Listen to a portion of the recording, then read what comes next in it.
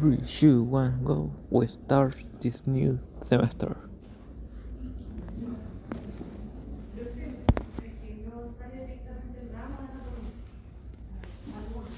Aquí me aparece publicado. No, pero a mí en mi Canva no me sale la Ok. Esto es de inscripción 2024. Es extraño. Levante mano alguien más si no tiene visible el curso. ¿Y son algunos de primero? No, son de segundo. Usted de primero, ¿no? Segundo, ya. Puede que sea la respuesta. Porque aquí me aparece el curso de Anatomía Humana 2 y me parece que son varios bloques los que están inscritos. Pero si yo me pongo en lista estudiante, me aparece la opción de archivos. Aquí ahí están los. Perdón.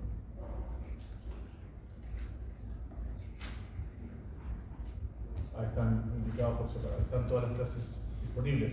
Pueden aquí mirar aquí en el tablero qué pasa si hay un curso paralelo de los que están inscritos del año pasado. ¿Ya? Si no, buscamos otras soluciones.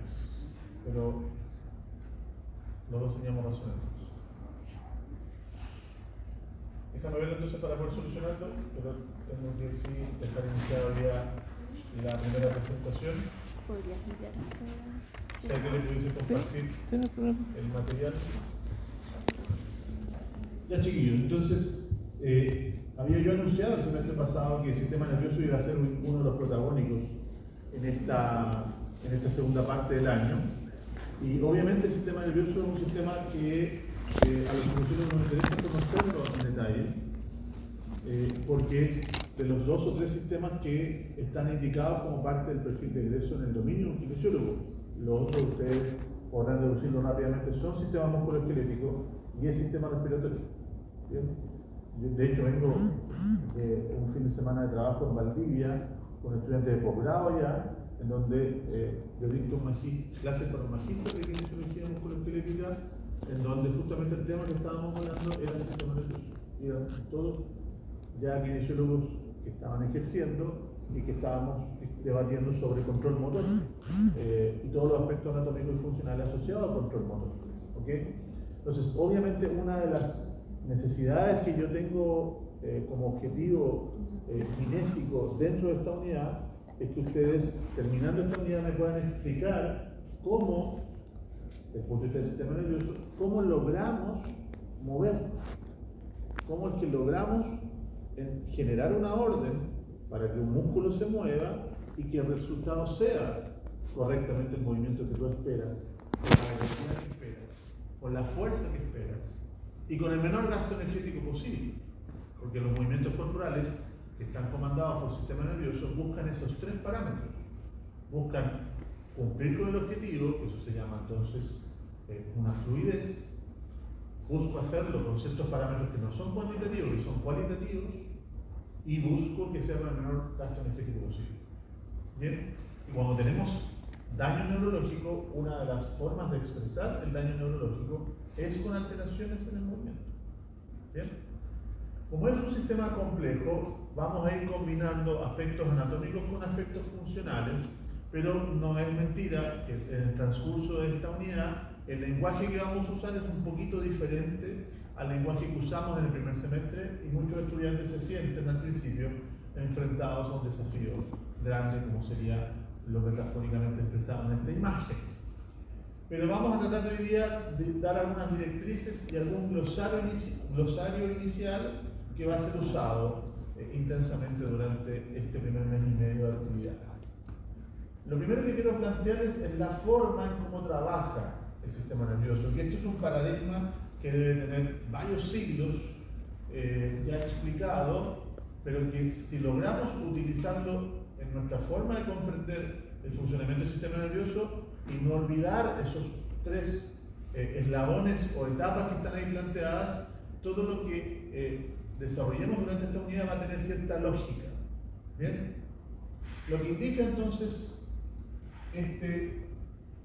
esta sucesión de eventos es que yo tengo un sistema nervioso central, que aquí está representado en verde, en el centro del cuerpo humano. De hecho, ahí deriva deriva el concepto de sistema nervioso central. Cerebro, cerebelo, tronco encefálico son los órganos que están dentro del cráneo, cerebro, cerebelo, tronco encefálico, y se suma una larga médula espinal. Todo eso es sistema nervioso central. Pero el sistema nervioso central, como usted ya lo va deduciendo, está dentro del cráneo, eso lo dije yo, la médula espinal está dentro de la columna vertebral, no tiene cómo conectarse con el medio externo por sí solo, o por sí solo. Necesita un sistema complementario que me permita conectarme con los órganos, conectarme con los músculos, conectarme con la piel, conectarme con los órganos que registran los sentidos, porque necesito, el primer paso para el trabajo del sistema nervioso es recabar o recolectar información. Por lo tanto, necesito que funcionen receptores sobre los cuales yo capto información que, si lo tenemos en una simple flecha, va a ser información de entrada, información que entrará al sistema nervioso central, por lo cual le vamos a llamar a esa información de entrada, la información que entra, le llamo aferencias. Todo lo que entra es una aferencia.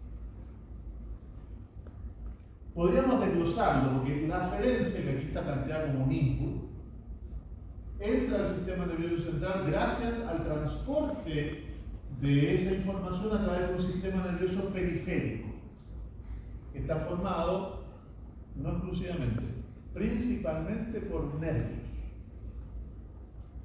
¿Cuántos nervios? Muchos. 61 nervios espinales, si consideramos el coxigio como uno solo, si no serían 62.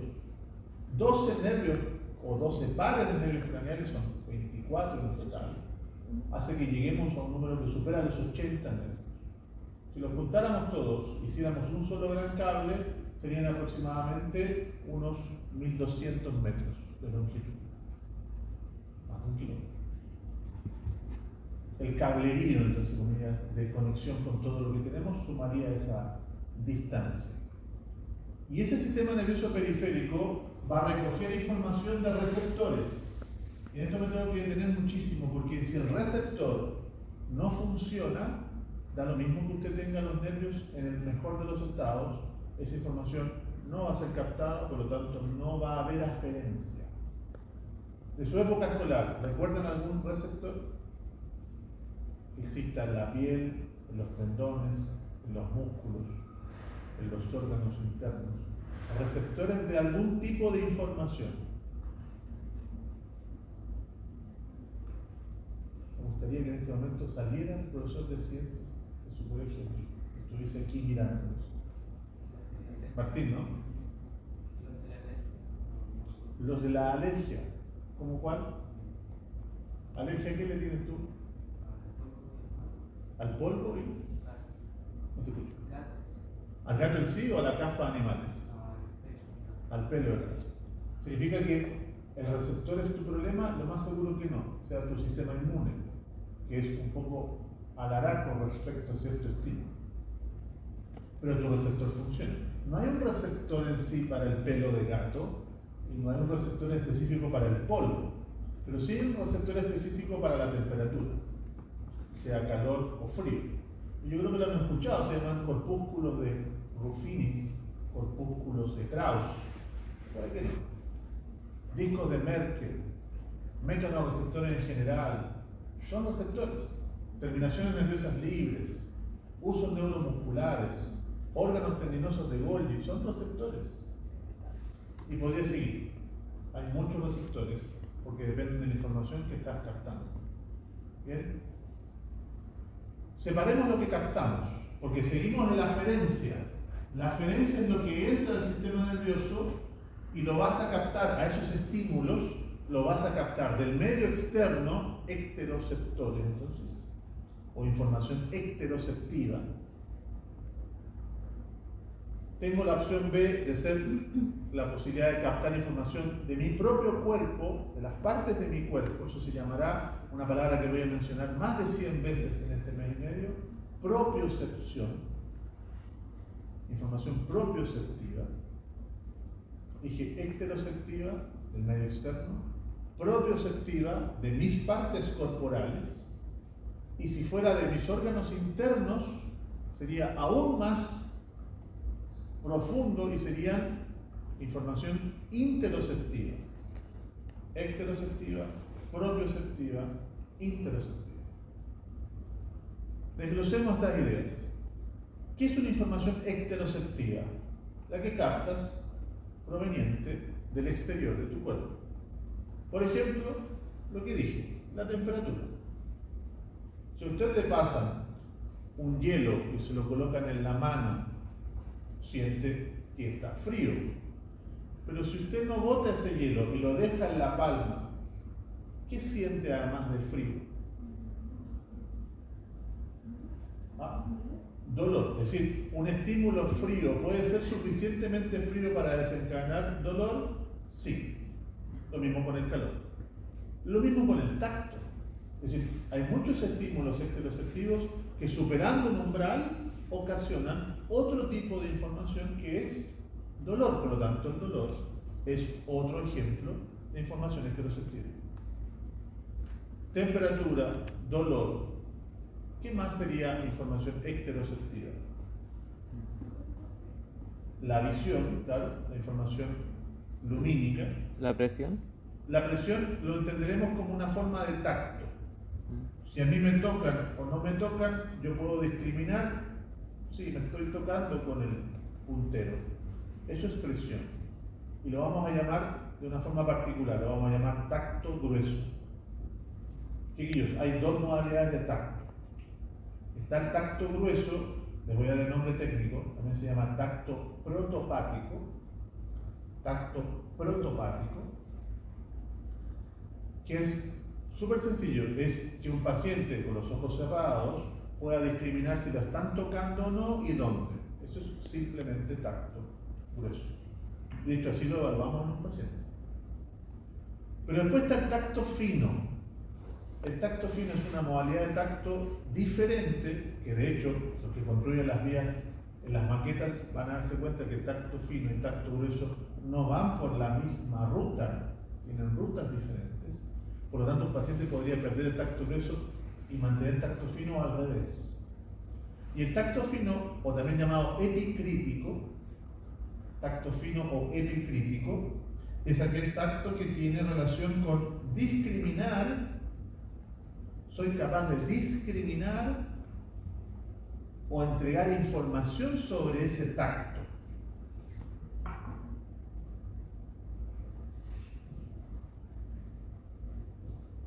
Cristóbal, ¿no? Bien, hagamos la prueba, Cristóbal. Mano en supinación o antebrazo en supinación, mano izquierda, ojos cerrados, confíe en mí. Ojos cerrados, manténlos cerrados. Voy a colocar un objeto, no felicitación, en tu mano, tóquelo, y voy a empezar a hacer preguntas sobre el objeto. ¿Consistencia dura o blanda? Consistencia dura. ¿Es un objeto liso en términos de textura? ¿Es áspero? ¿Cómo definiría la textura? Más liso. Tiene zonas lisas y zonas que no. Y finalmente, si estás tocando un objeto que ya tiene su consistencia, su textura, ¿podrías dar algún tipo de información respecto de qué es? Un control. Entonces, no es que simplemente él pudiese reconocer que hay algo en su mano, sino que empieza a entregar información sobre ese algo. La prueba que hicimos con Cristóbal, dejando de lado, se me cayó el control, se llama esterognosia. Y la esterognosia es una de las formas en cómo yo pruebo que al paciente le esté funcionando su tacto fino. Bien. La otra, que se llama grafoestesia, es otra prueba que también se hace para ver tacto fino, que simplemente pedirle al paciente que mantenga los ojos cerrados. Yo escribo un símbolo, que puede ser un número o una letra, en su palma o en su mejilla, y esa persona es capaz de discriminar, de decirme qué símbolo escribí con no sé, un lápiz o con la uña, con el dedo, sobre la palma o la mejilla. Un número, o un símbolo, o una letra. ¿Bien? ¿Por qué la mano y por qué la mejilla? Porque son las zonas donde tenemos mayor capacidad de discriminación táctil, es decir, el tacto fino de la mano y la mejilla es el más fino dentro del tacto fino. Sigo en lo exteroceptivo entonces. Dos modalidades de tacto: dolor, temperatura, visión. Sumamos los sentidos inmediatamente: audición, gusto, olfato. Es decir, los 5 sentidos, más dolor, más temperatura, son información exteroceptiva. ¿Solamente hay 5 sentidos o hay más sentidos? Oficialmente tenemos 5 sentidos. ¿Cuál sumaría usted? No sé, que de repente he leído algunas partes como que hay más sentidos, pero ¿Usted no. tiene un sexto sentido? Sí, ¿Cuál es su sexto sentido? mi sentido arácnido. Tu sentido arácnido. Ok. ¿Y le dice algo el sentido arácnido respecto a su desempeño en este semestre en el curso? Sí, ¿Qué le dice? que me voy a eximir. Que se va a eximir. Ya, perfecto. Veamos si funciona entonces. Ya. No, hasta ahora oficialmente tenemos 5. Yo sé que hay gente que escribe otros sentidos. Es cierto que otros animales tienen algunas habilidades sensoriales que nosotros no tenemos. Por ejemplo, hay felinos que dentro de su paladar duro tienen un órgano que se llama vómero nasal y que es capaz de captar feromonas. Tiene que ver con el concepto de la procreación, la cópula, entonces detecta las feromonas, pero no es un olfato en estricto rigor, sino que es una captación diferenciada. Por eso cuando usted ve que un gato o un felino siente un olor nuevo, abre el hocico. Y abre el hocico para que su órgano vómero nasal capte esos aromas y que pueda estar interpretado como feromonas. No es que esté quedando con la boca abierta el gato. ¿Ya? ¿Podemos decir que es un sentido diferente? Sí, podríamos establecerlo, pero en los humanos hablamos de 5 sentidos. ¿Ya? Y nuestros sentidos tienen limitantes. Nosotros no somos capaces de ver todo el espectro de la luz. No ves la luz ultravioleta, ni la ves la infrarrojo si no hay adaptaciones para que las veas. ¿Ya? Lo mismo con la audición. Los que viven con mascotas sabrán que los perros detectan los temblores antes que nosotros, porque los escuchan antes que nosotros. ¿Ya? Ok, eso es exterocepción. Propiocepción. ¿Alguien tiene alguna remota idea de lo que es la propiocepción? ¿Sentir, perdón? No te escucho. Sentir y palpar, pero eso parecería ser tacto. Allá. Osvaldo, ¿no? Sí. El hecho de poder estar con los ojos cerrados y saber dónde está mi brazo picado, por ejemplo. Si yo tengo el brazo como este, saber que tengo los estirados, puede ser eso. Ya.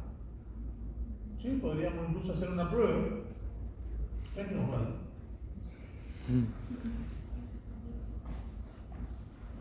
La definición de propiocepción, si quiere la del libro, se las doy. Dice: la capacidad consciente de establecer la posición de mis segmentos corporales.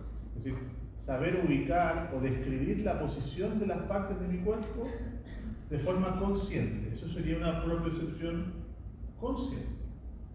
¿Sí? Nombre suyo. ¿Perdón? Brian, pégate la mirada arriba al techo y dime, sin mirar tus pies, en qué posición están tus pies. Los que están cerca van a poder mirar en qué posición están. Tú pegado al techo. ¿Cuál está arriba de quién? Izquierda sobre la derecha. Ok, ¿y qué parte de tu pie derecho está apoyado en el suelo? ¿La planta, el borde, la punta, el talón? El borde. ¿Qué borde?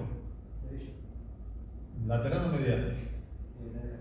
Ok, es decir, él no estaba viendo sus pies, pero sabe sobre la posición de sus pies. Ninguno va por la calle y de repente se asombra de: tengo las manos cruzadas. Ninguno, supongo, en sus 5 sentidos, tiene esa situación. Osvaldo, prueba de propiocepción. Póngase ahí para la luz, porque no lo sé. Yo voy a tomar tu miembro superior izquierdo, mantienes los ojos cerrados y tendrás que imitar el movimiento con tu miembro superior derecho. ¿Ok? Vaya reproduciendo la misma posición.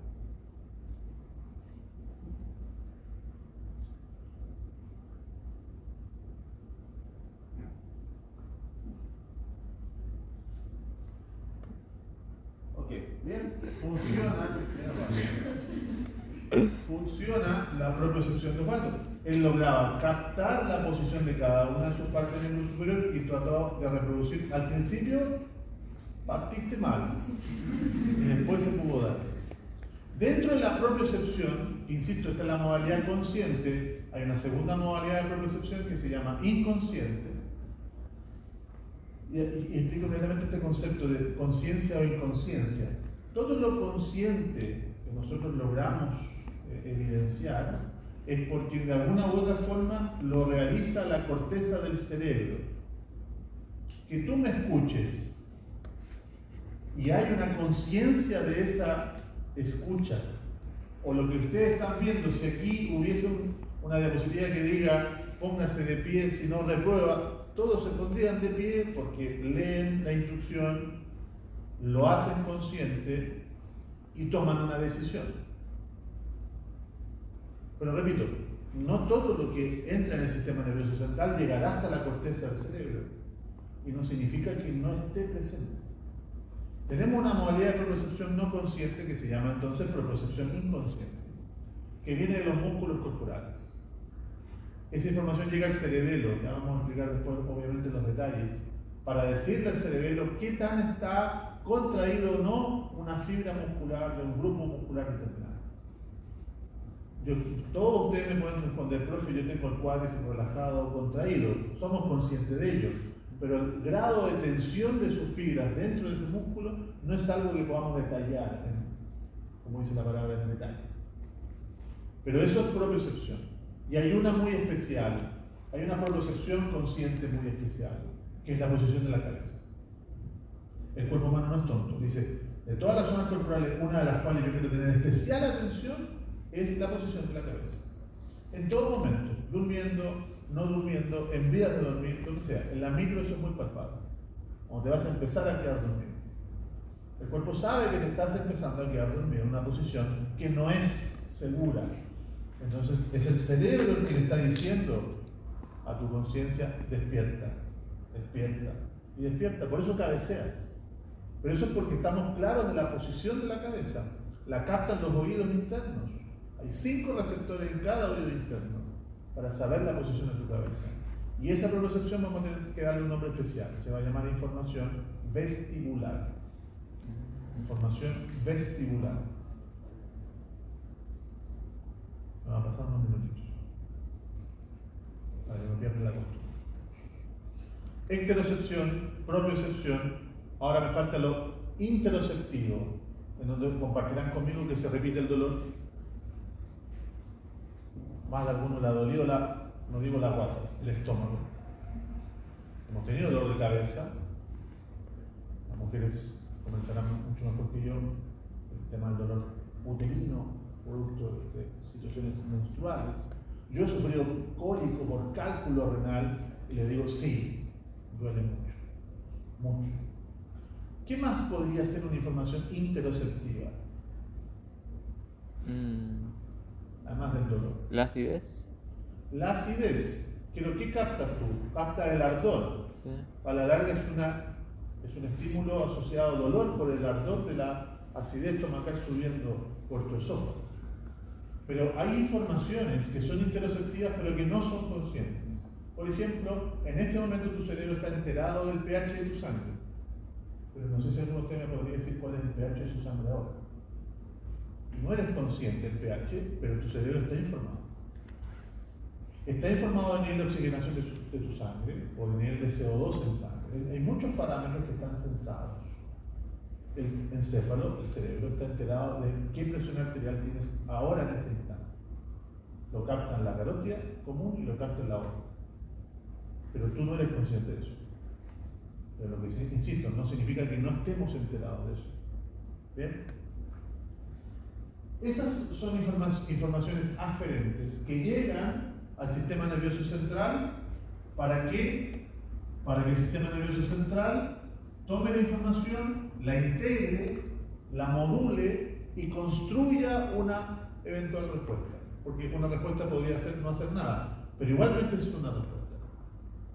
Pero está supeditado a que llegue la información. Si la información no llega, el sistema nervioso central no puede responder correctamente porque no ha cumplido la etapa 1. Si el paciente falla en la etapa 1, no podemos esperar que la etapa 2 funcione, que es la etapa de integración. Y la etapa 3 que sería la emisión de la respuesta, todo lo que sale del sistema nervioso, toda la información que sale del sistema nervioso, la llamaremos eferencia. Todo lo que sale es una eferencia. Y que en palabras muy sencillas, el ser humano, si lo quiero plantear de una forma muy básica, solo tiene dos tipos de eferencias. Solo dos. Una eferencia de orden muscular, que básicamente podría ser la activación o el relajo de un músculo. Esa es una opción de eferencia. Y la opción 2 es la activación o inhibición de una glándula X. Si lo pensamos en modo muy pragmático, el ser humano no es nada más ni nada menos que solo respuestas musculares y glandulares. Por ejemplo, nombre del joven que está en shock hoy. Vicente, desde aquí te vas para tu casa. Okay. Almorzaste. Tomaste once. Okay. Vas a llegar a tu casa. Llegas caminando, en bus, ¿cómo? Caminando. ¿Te pasa que a veces estás a un par de cuadras y tu cuerpo ya sabe que estás cerca de casa? Porque te empiezan a dar ganas de ir al baño. ¿A quién le pasa? A mí me pasa. Yo a veces llamo por teléfono, que me desocupen del baño. Porque voy apurado. ¿Pero qué es ir al baño? Es una actividad muscular. Usted tiene esfínteres, que afortunadamente son voluntarios. Y cuando relaja el esfínter de la uretra, se contrae el músculo detrusor de la vejiga, es decir, actividad muscular. Y cuando Vicente salga del baño después de hacer lo que tiene que hacer, lo más seguro es que si llega a sentir algún aroma asociado a la preparación de la once, supongamos que en tu casa alguien está preparando la once y te quiere agasajar con esa once, y tú sientes el aroma, no sé, de un alimento que a ti te gusta, empiezas a secretar saliva. Es una respuesta glandular. Y si usted analiza cada una de las actividades del ser humano, es lo uno o lo otro. O es actividad muscular o es actividad glandular. No somos nada más que eso. No sé si es bueno o malo, pero eso somos. Quiero dejarlos con una duda para que la podamos discutir mañana a partir de las 5:15. Todos han recibido, desde las 6:15, los mismos inputs, las mismas aferencias. He dictado la misma clase y he dado las mismas instrucciones para los 50 o 60 estudiantes que están aquí. Sin embargo, a pesar que todos ustedes estén construidos por prácticamente las mismas estructuras corporales del sistema nervioso, el procesamiento de la información no es idéntico. Y por lo tanto, las respuestas que yo espero ustedes no tienen por qué ser las mismas. Pongámoslo de una forma más evidente. Y voy a ocupar un estudio de una encuesta que se hizo en la década del 70. Vicente, supongamos que te hacen una muy mala broma. Te llevan a la calle Barros Arana, esquina Aníbal Pinto, que sería como un punto neurálgico de esta ciudad. Y los compañeros, después de un procesamiento bastante criticable, deciden hacerte una broma, dejarte desnudo en esa esquina. ¿Qué haces? Imagínate que estás en pelota, en Aníbal Pinto con Barros Arana. Se tapa la cara. ¿Por qué? Porque si me da por los finales, van a hacer que sirve que te den compresión de poder alcanzar eso. Astuta tu respuesta. No te taparía los genitales. Esta misma pregunta se le ha hecho a muchas personas de diferentes lugares. Y la respuesta, si yo le pregunto a las damas, yo creo que varias responderían, para no decir todas también, se taparían los genitales. La respuesta de Vicente sería a lo mejor la respuesta menos representativa. La podríamos analizar, pero si le preguntábamos a mujeres occidentales, la mayoría de ellas respondían en la década del 70 que se tapaban su zona mamaria y su zona genital. Y preguntaban lo mismo en mujeres musulmanas, la respuesta sí era taparse el pelo y la cara. ¿Por qué? ¿Por qué una mujer musulmana cree que responde pelo y cara y no genitales? ¿Perdón? Por su cultura. Es decir, culturalmente para ellas, que se les vea la cara es mucho más, entre comillas, humillante que quede expuesta a su zona genital. Por lo tanto, el procesamiento de información, similar a un contexto similar, el procesamiento genera respuestas diferentes porque hay factores que intervienen en el procesamiento. Tú dijiste que te tapabas la cara, porque lo estás planteando en una situación hipotética. Pero en el momento que lo escribo, a lo mejor, sin pensarlo, igual terminas tapándote los genitales. No digo sin pensarlo, eso no es cierto. Todos reaccionamos y es una forma rápida de pensar, pero es un procesamiento de información. Cuando yo me enfrento a estudiantes que han repetido un curso de anatomía y se vuelven a topar conmigo, a algunos les cuesta iniciar el curso porque están frustrados, porque no es agradable reprobar, lo digo por experiencia propia, y como que uno está como medio contrariado por el curso. Y aquí yo digo, ¿qué tipo de procesamiento tiene el estudiante para que su respuesta respecto a un curso que ha tenido una situación desafortunada sea no estar muy en disposición con el curso? A lo que quiero llegar entonces es que muchas veces las respuestas están supeditadas a temas culturales, a experiencias previas u otros factores que podríamos discutir largamente en las siguientes clases. ¿Con qué frase quiero terminar hoy día? Cuando usted trabaje con un paciente, usted del paciente va a recibir respuestas, actitudes, rechazo al tratamiento, poco adherencia a un tratamiento, mucha adherencia a un tratamiento. ¿De qué depende de que el paciente mantenga adherencia o no a un tratamiento y responda como tú quieres que responda? Es como él lo procesa. Y en buena medida está supeditado a cómo tú le entregas la información. Lo digo con toda propiedad. Yo 3 veces he recibido golpes o escupitajos de pacientes y también de estudiantes. Yo soy grande y podría responder al golpe. Me acuerdo de una paciente que me pegó lo que se llama en chileno un combo en los hocico. Terminé en el suelo tirado, estaba en una UCI. Pero el paciente venía incorporándose en un estado de coma. Y me vio a mí encima haciendo quimio respiratoria. Y me pegó. Yo no puedo decir que no me pegó, pero jamás se me ocurrió ir de vuelta a tirarme arriba de la cama del paciente. ¿Por qué lo planteo que de una forma anecdótica? Porque ustedes van a vivir una situación que va a ser diferente a la que yo enfrenté cuando trabajé como kinesiólogo. Hay mucha violencia en las atenciones en salud. Y muchas veces el personal de salud entra en esa misma sintonía agresiva. Y nosotros somos, entre comillas, los que estamos llamados a poner una cuota de intelecto y poder frenar las situaciones, si es que está en usted de hacerlo, ¿okay? O protegerse más que responder con agresión. Nunca hay que olvidar, entonces, que un paciente en un hospital no está en el living de su casa. ¿Quién está hospitalizado aquí? ¿A qué hora te despiertas? 6 de la mañana, te prende la luz de una, te lavan de una forma que no es cómoda, te pasan revistas cada rato, te despiertan en la noche para el control del ciclo. Nadie está en el living de su casa, pero nosotros los que trabajamos en salud tenemos un problema, nos insensibilizamos a medida que pasa el tiempo y esperamos que el paciente responda como que estuviera en el living de su casa. ¿Okay? Y eso se transfiere en muchos ámbitos.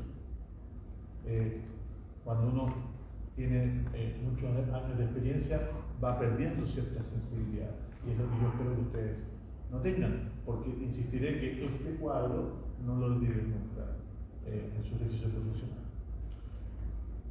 Les deseo que llegue bien, que no se enfrente a esa experiencia, y nos vemos mañana, chiquillos, 5:15, comenzamos mañana. Que estén muy bien. Buen semestre para todos.